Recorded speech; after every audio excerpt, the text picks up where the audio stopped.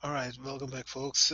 In today's class, we're gonna talk about chapter number 10.3, and basically in this we're doing the hypothesis on the proportions. That's what we're gonna do in today's class. So if I look into the formula for the hypothesis on proportion, the formula is z not z equal to p hat minus p divided by square root of p times q upon n. Now, what is p and what is q? What is n? Let's try and study that. So p is the population proportion. Population proportion. Proportion. And p hat is the sample proportion. Sample proportion. And q is 1 minus p, means complement of population proportion, that is q. N is the sample size. Now the first question comes to our mind when we look at this formulas, when to use this formula. That's what we're going to see. So whenever you are missing the standard deviation, so the biggest uh, hint for you guys and girls will be that that the standard deviation is missing. Standard deviation either of sample or population, both are missing. Then you will be using the proportion. Another thing is you will be given some sort of a percentage or some sort of a statistical proportion given to you, something like in the fractional form, that this many people out of this many people liked something, or these many people out of these many people didn't like something. So that kind of information will be given to you. But the biggest takeaway you can say is that the sigma value will be missing, and if the sigma value is missing, then you cannot use this formula z equal to x bar minus mu divided by sigma upon square root of n, or t formula, which is x bar minus mu divided by s upon square root of n. So if these two are missing, you just cannot use these two, and then we will move towards the p. So hopefully you were able to understand when to use the p. All right, let's look into, first of all, let's look into some of the questions and figure out whether what kind of a distribution we're going to use for these two questions.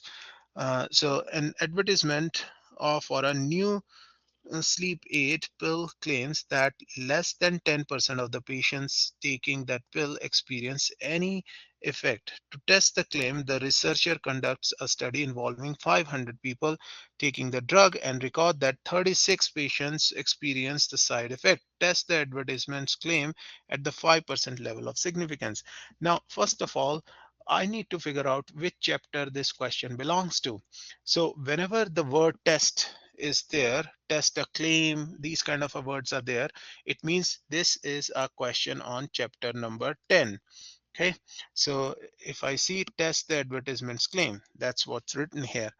Now we narrowed it down to chapter number 10. Now within chapter number 10, whether it's a z distribution t or proportion question, that's what we are trying to figure out. So is there any kind of a standard deviation given to you, either the standard deviation of sample or the population? So if I read this question carefully, nothing is given to me. So in that scenario, what I'm going to do is I'm going to move to the proportion.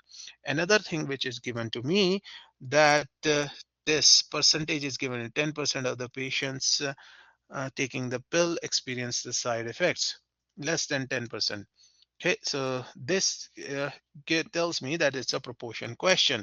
So this value 10% will become p value, and 36 out of 500, that will become p hat to solve this question. Okay, so that's how we will decide whether to use the ZT or proportion formula. So basically in proportion also we look at the Z table, but that's solved a little differently. That's why I wanted to show you. Now let's look into the question number 14. The manufacturer of a new smoking cessation product claims that more than 90% of the smokers who use their product have quit the smoking after 3 months of continuous use. In a study to test the claim of 200 smokers, so test the claim means chapter 10 question.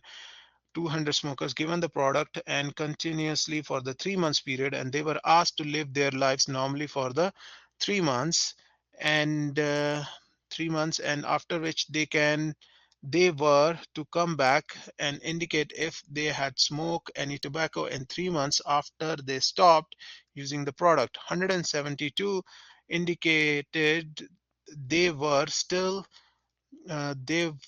smoke free, and after 3 months the test the manufacturers claim that a 10% level of significance at a 10% level of significance. That's what the question says.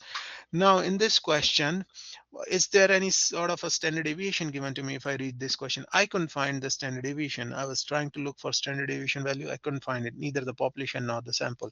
So I'll jump into the p distribution question. So the formula which I'm going to use to solve both these two questions will be z equal to p hat minus p divided by square root of p times q divided by n. We just need to figure out the difference between this and this. This is a population parameter. This is a sample parameter. So in this question, see here, this is a claim for more than 90% of all smokers. So p value is equal to 90%, which is 0.9. And the second thing given to me here is to study in a study to test the claim, 200 smokers were given the product continuously for 3 months, and they were asked to live on this for 3 months, and out of that 72 indicated they were still smoke free after the 3 months of usage. Okay, now uh, p hat value will be equal to 172, 172 divided by 200, that will be p hat 0.86. Okay, so hopefully you were able to figure out which one is p and which one is p hat. So if I were to write the hypothesis test for this question, it will be, let's see, what is the study test the claims, blah, test the manufacturer claims at this. They've lived 5 years, 3 months, and which they come back out indicated they had lived for, okay, I cannot say. A manufacturer of a new smoking cessation product claims that more than 90%. See the word more than 90%. This will tell me that p value is equal to 0.9. Again, null hypothesis always written as equal to. Alternate hypothesis is p is greater than 0.9. Company is claiming it is more than 90%. And if I were to draw the diagram, p value will be right in the middle. P value will play the role as that of the mean value played. So p equal to 0.9. And now we just need to do the test. Z equal to p hat minus p divided by square root of p times q upon n. So q value will be equal to 0.1 because it is 1 minus p. So 0.86 minus 0.1 divided by square root of 0.9 multiplied by 0.1 divided by n. The sample size is 200. So make sure you solve this first and then solve this one also, and then divide those two numbers, and you're going to get the z test value from here. And it is greater than, because it is greater than, so it will be a right tail test. And then you will see whatever value you're going to come from here, where does that value fit in? Does this value in here or in here on the other side?